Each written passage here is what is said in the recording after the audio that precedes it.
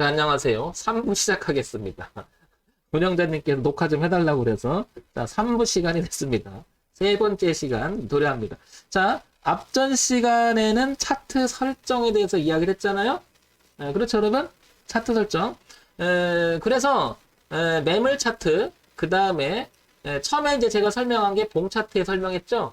봉이 어떻게 만들어지고, 두 번째는 이제 그 차트를 설정할 때 이동평균선과 지금 매물대하고 볼린저 밴드에서 2부까지 설명을 했어요. 그죠? 이제 제 3부입니다. 3부는 이제 얘기하고 싶은 게 필요한 보조지표는 어떤 거가 좋은가요? 얘기하셨죠? 자, 볼게요. 보조지표는 되게 많은데 쭉 보시면 요거 하나 볼게요. 뭐냐면 요거 어딨지? 어딨냐면 어딨냐? 어디 갔어 너? 어디 갔니? MACD 있죠? 얘 하나 볼게요. 녹화 방송인 줄 깜짝 놀랐어요. 아니에요. 생방송입니다. 생방송인데 우리 그 운영자님께서 녹화 좀 해달라고 그래서 아마 다른 그 우리 정회원님들 계시는 분들 녹화 방송 보내주시려고 그러시는 것 같아요. 그래서 떠달라고 하는 것 같은데 뜨고 있습니다. 3부입니다. 생방입니다. 자, 다음에 들으시면 이제 방송 들으면 녹화 방송이 되겠죠. 자, 3부입니다. 자, 질문하셨어요. 필요한 보조지표는 어떤 거가 좋은지요? 하셨죠? 맞나요? 자, 이렇게 생각을 해봅시다. 흐름이 있잖아요. 흐름이. 어느 기준이라는 것이 그래서 있는 건데, 왜 제가 지금 MACD 차트를 여기 하나 이렇게 빼놨어요. 그죠? 여기 빼놨는데, 얘를 한 건 잠깐 볼게요. 설명을 봅시다. MACD는 단기 지수 이동 평균 값에서 아까 설명드렸죠? 일부에서 단기, 그 다음에 장기, 뺀 값이다. 그랬는데, 이거는 보세요. 여기 숫자가 있죠? 여기 12, 숏. 그죠? 그 다음에 롱. 그래서 짧은 단기라는 거죠. 그래서 롱이라는 거죠. 장기라는 거죠. 그래서 그 숫자의 서로가 뭐가 되는 거예요? 여기서 얘기하시면 그러니까 장기에서 단기 동판교에서 장기를 뺀 거라고 그랬잖아요. 그죠? 그거를 설정해 주는 게 지표라고 했겠죠. 그죠? 그러면 보시면 조건, 지표 조건 설정에서 12, 26 군데 시그널이라고 하는 건 또 별대라고 하도 숏이라는 게 뭔지 알겠죠? 그게 바로 단기예요. 그 다음에 그게 바로 장기가 되는 거고. 그래서 단기에서 장기를 빼면 밑으로 가잖아요. 그러면 마이너스가 되겠죠. 마이너스. 그죠? 그 마이너스 여기 흐름 자체가 그죠? 그러면 밑으로 가겠죠. 위로 가면 어떻게 될까요? 플러스로 가겠죠. 그래서 얘가 보시면 시그널상을 상승한다 그러면 이 말은 플러스로 가는 거 뭐죠? 이렇게 설정해서 이렇게 되면 이렇게 되겠죠. 색깔이 그죠?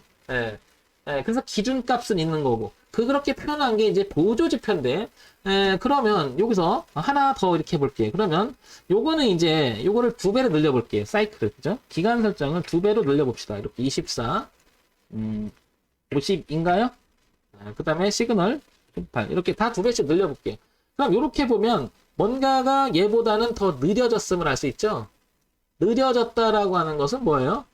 기간을 더 넓혀 봤더니 아까는 기간이 요만큼이라면 지금은 기간을 요만큼 더 넓혀 본 거죠. 그죠? 그러니까 당연히 주기가 더 느려지겠죠. 그죠? 여기만 봐도 확연히 차이가 나죠. 어떻게? 여기 파랬고 파랬는데 여기는 계속 빨개요. 그죠? 근데 여기는 파란 부분이 2군데 3군데나 생겨요. 그죠? 그러니까 짧은 주기가 되는 거고 쟤는 느리게 갈 뿐이에요. 개념은 같은 거예요. 느리게 갈 뿐이에요. 그러면 짧은 게 좋은 거예요? 길은 게 나쁜 거예요? 길은 게 나쁜 거예요? 짧은 게 좋은 거예요? 그 말이 아니죠. 예. 어떻게 활용하느냐가 중요한 거죠. 그죠? 어떻게 활용하는지가. 그런 면에서 본다면 이 보조지표라고 하는 것은 결국은 이런 거 같아요. 이런 거. 어떤 거냐면 저점에서 턴하는 부분들 있죠? 이렇게. 그래 고점에서 꺾는 부분들 있죠? 이런 자리는 상당히 의미가 있을 수가 있겠죠. 그렇죠? 편차값 자체가 너무 멀어졌는데 뭐예요? 너무 멀었다. 그게 이격이에요. 이격. 그죠? 그 다음에 이거 표시는 다른 게 있는데 복잡해요. 또 설명을 해드리려면 복잡한데 그냥 제가 이렇게 가끔가다 채널을 그리고 막 이러잖아. 이렇게 흐름을 그렸을 때 어떤 한 일정한 주기를 가만히 이렇게 보게 되면 고가 저가 이렇게 연결하게 되면 이 하나의 밴드폭을 안 벗어나죠. 그 안에서 계속 놀죠. 그거는 여기가 이 0이라고 하는 중심 있죠? 이 중심이 이렇게 따라가는 거예요. 여기서 수직적으로 멀어지는 걸 의미하는 거. 그러면 수직적으로 멀어지면 이렇게 되면 생각을 해보세요. 여기는 가격이 더 높음에도 불구하고 이렇게 수직으로 보면 이게 영선이라고 가정을 해보면 얘는 어떻게 돼요? 여기 쭉 보면 얘가 고가가 되죠. 근데 고가가 되지 않는 이유가 바로 얘는 더 많이 남은 거죠. 네, 그러니까 뭐예요? 이 선이 다시 설명을 드리면 좀 어려운데 뭐 어려운 건 아닌데 여러분 이해를 해보시면 좋은데 얘가 이렇게 간 것을요 이렇게 바꿔놓은 거예요, 여러분. 이거 이렇게. 그래서 이 부분에서 얘가 만약에 여기서 갑자기 여기로 넘어가서 이 부분 훅 넘어가죠? 그럼 얘도 따라서 확 올라가요. 그러면서 되게 계속 빨개져, 일정한적으로. 이게 뭐예요? 과매도라고 하는 거죠. 과매도. 밑으로 가면 이제 밑으로 간다면 과매수가 되는 거고요. 근데 이거는 강력한 추세가 나오면 계속 빨간색이 돼요. 강력한 하락을 나오면 계속 파란색이 돼요. 그럼 이 사이클상은 이렇게 돼서 뭐 교차값이나 얘기하는데 이 교차값 한두 번 나오냐고 이거. 그죠? 그러니까 이런 것들은 실질적으로 써먹기에는 오류가 되게 많습니다. 자, 그래서 이런 걸 써먹으려면 여러분들이 보조지표를 활용하는 방법도 따로 배우셔야 되는데 거기까지 하기는 어렵잖아요. 그죠?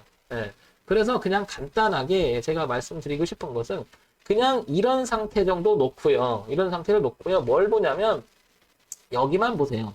저점이라고 형성됐던 부분을 여기를 연결시켜서 보시고요. 활용하는 거에 대해서 물으셨잖아요. 여기를 이렇게 연결시키고요.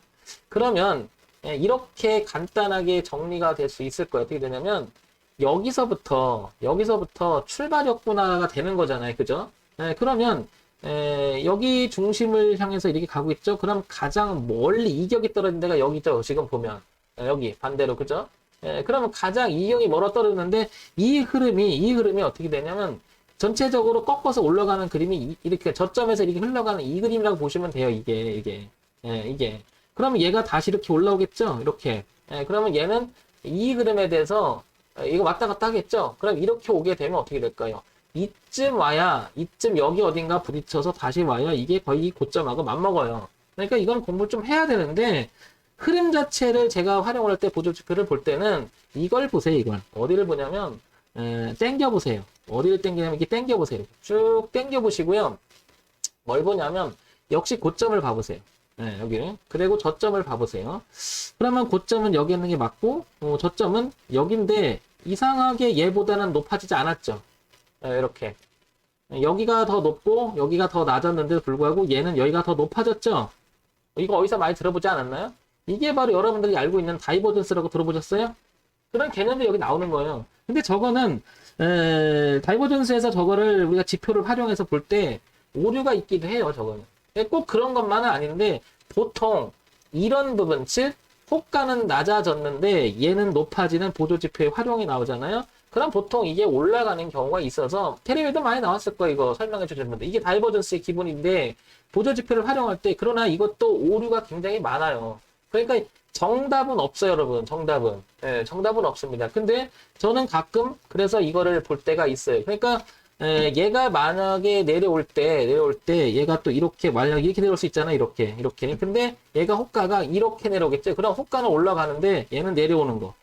그죠? 그런 자리가 하나의 기준점으로 작용할 때가 많아요, 여러분. 그래서 활용 가치를 가끔가다 쓸 때가 있다. 그러면 다른 종목을 한번 봐볼까요? 복수단 말고 앞타바이오 한번 봐보겠습니다. 이걸 차트를 이건 뭐 설정이 별로 없으니까 뭐죠?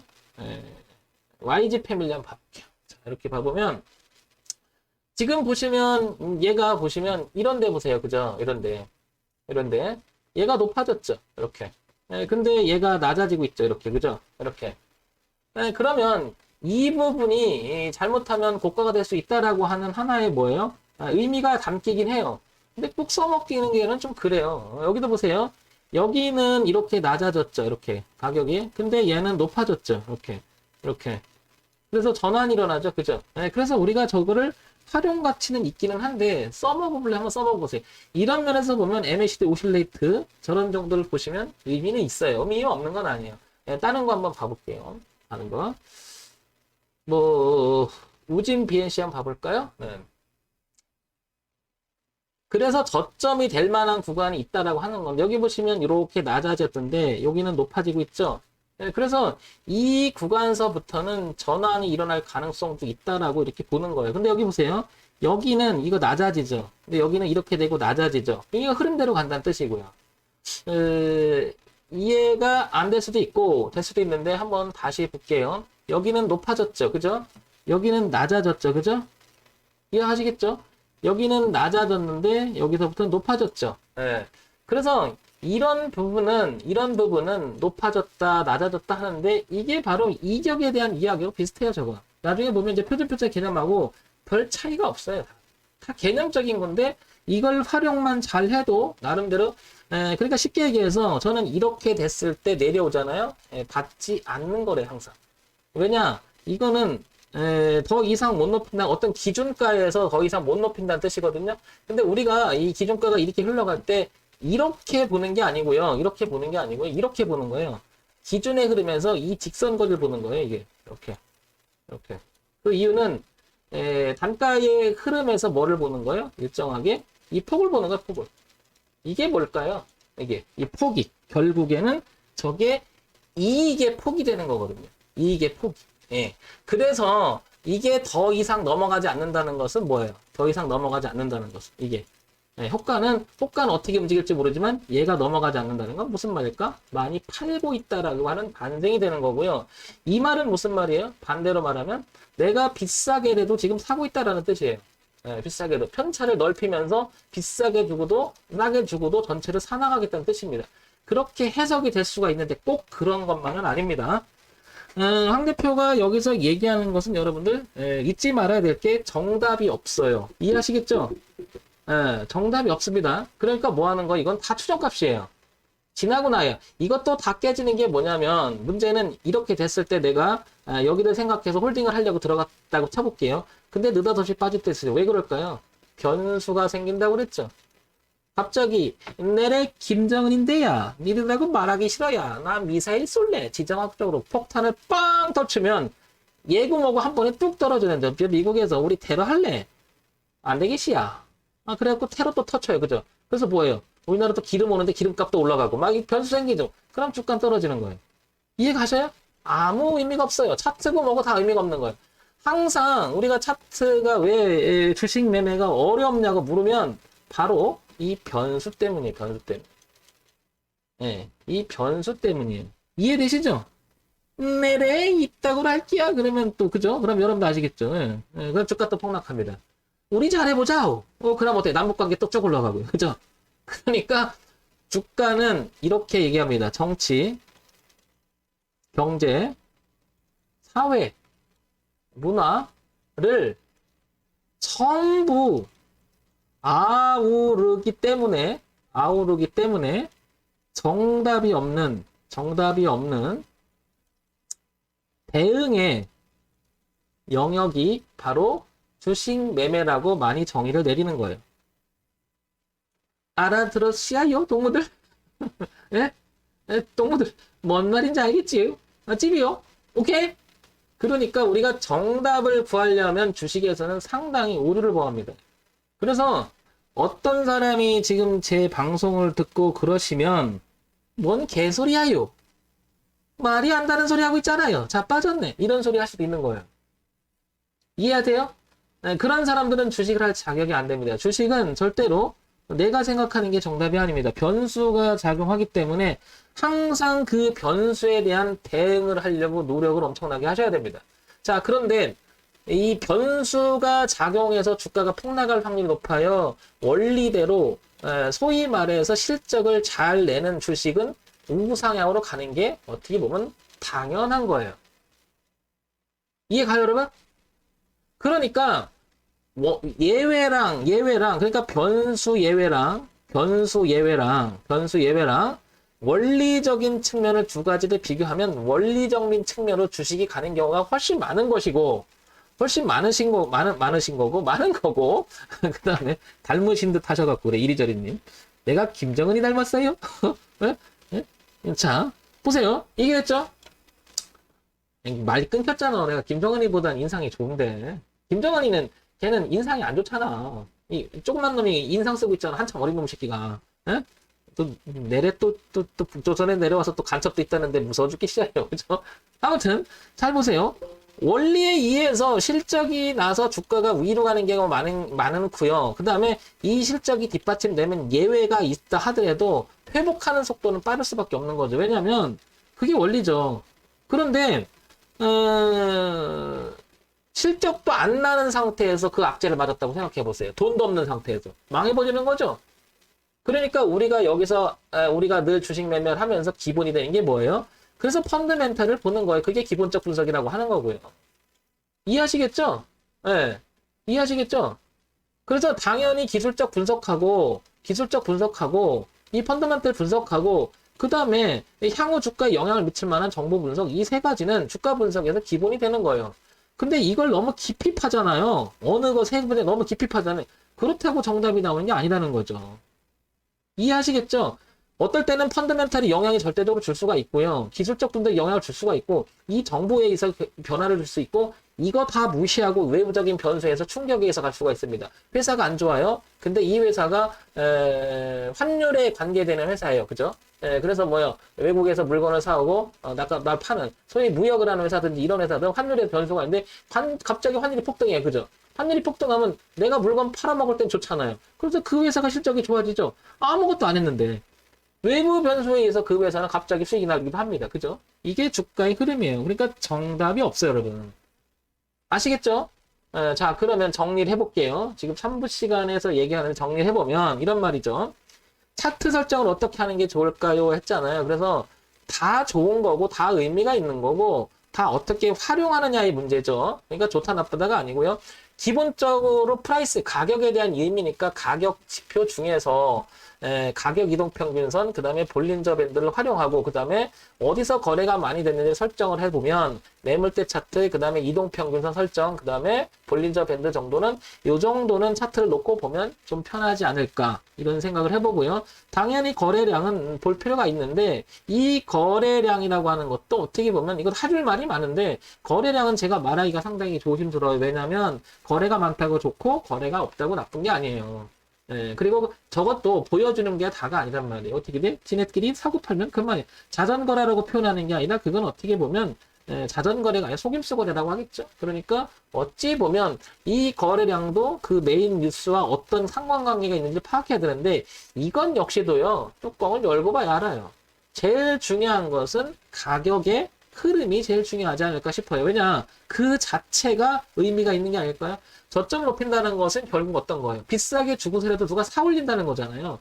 그 자체로서 의미가 있는 게 뭐예요? 그게 바로 흐름이죠. 그래서 제가 흐름에 관한 이야기를 굉장히 많이 하는 이유도 거기 있는 거죠. 흐름을 중시하게라. 그러면 다시 돌아가서 정리를 해보면 매물대라고 하는 것, 그 다음에 이평선이 가지고 있는 의미, 그 다음에 볼린저가 가지고 있는 의미를 이렇게 메인 차트로 표현하는 거 괜찮을 것 같고 그 다음에 거래량도 표시해보고요. 그죠? 보통 거래가 많이 터지면 꼭지가 되는 경우가 되게 일반적으로 많다는 걸 많이 알고 계시죠? 거래가 터진 자리는 쫓아가지 않는 게 원칙으로 삼아야 돼요. 물론 점 상황 찍고 계속 거래가 올라가는 종목들도 많긴 하지만 안 그런 차트가 훨씬 많거든요. 안 그런 종목이. 그러니까 거래가 터진 끝자락에는 좀 조심할 필요가 있고 그 다음에 어떻게 이어가는지 봐야 될 겁니다. 그래서 요거 거래 같은 거 한번 보시고 그 다음에 여기 보조지표는 어떤 게 좋은가요 했는데 이 흐름을 표현하면은 요거 아까 말씀드렸지만 요런 거 고점이 낮아지고 저점이 낮아지는 저거 표현되는 거 그런 정도만 보면 기본적으로 그냥 볼 수 있는 것 어느 걸 갖다 해도 정답은 없어요 여러분. 그러니까 제가 아는 한 황 대표가 지금 얘기하는 게 정답은 아니잖아요. 정답이 될 수도 없고 최상이라고 말할 수도 없지만 이런 정도만 보셔도 되지 않을까 싶습니다. 그래서 또 여기 다른 종목을 이제 이렇게 설정을 해서 본다면 여기 보면 이렇게 내려오잖아요. 이렇게 멈췄잖아요. 근데 이렇게 계속 얘는 내려오죠. 이렇게. 얘는 멈춰서 올라가고요. 그러면 이게 돌아갈 수 있다는 하나의 저는 시그널로 봐요, 항상. 그러면 여기 고가를 찍고 이제 이렇게 되잖아요. 그러면 얘는 잘못하면 이렇게 가격이 올라왔을 때 얘가 높이지 못한다면 높인다 하더라도 거기가 시그널상 꼭지가 될 수 있다라고 예측을 해보는 거죠, 항상. 예측을. 그래서 황 대표는 어디서 중시 여기느냐? 내려오다가 이런 부분이 발견했다. 그러면 어떻게 될까요? 돌아가는 즉 고점이 낮아지다가 저점이 높아지는 구간에서는 어떻게 된 거예요?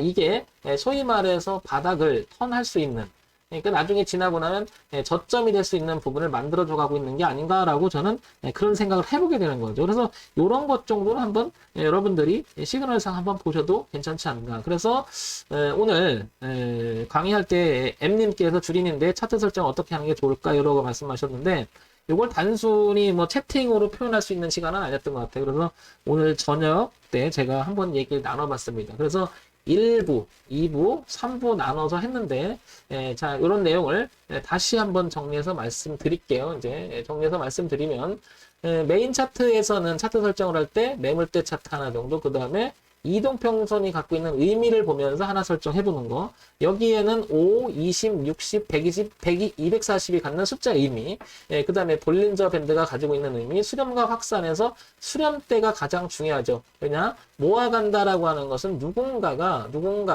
어떤 내용을 가지고 모아갈 수 있는. 그게 바로 볼린저 밴드의 수렴과 확산을 활용하는 방법 한번 생각해 보시고. 그래서 메인 차트로 요 세 가지 설정은 여기서 말씀하신 대로 차트 설정 어떻게 하면 좋을까요? 이런 대답을 해드렸고요.